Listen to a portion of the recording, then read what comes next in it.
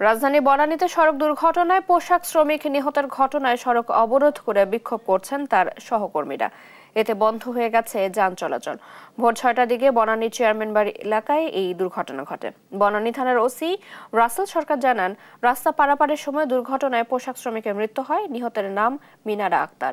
আহত অবস্থায় হাসপাতালে নেওয়ার পর আরও একজনকে মৃত ঘোষণা করা হয়। ঘটনার পরপরই দুইটি গার্মেন্টসের শ্রমিকরা সড়ক অবরোধ করে বিক্ষোভ শুরু করেন। এতে করে বনানী এলাকায় যান চলাচল বন্ধ হয়ে মহাখালী, বনানী, গুলশান ও কাকলী এলাকায় তীব্র যানজটের সৃষ্টি হয়।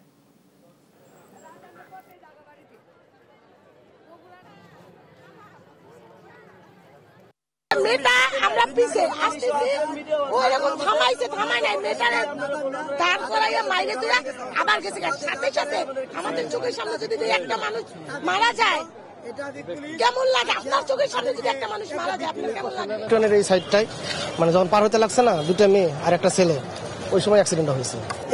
একজন সিরিয়াস অবস্থায় আছে আর দুইজন মারা গেছে, কিন্তু আমরা সঠিক বিচার পাইনি।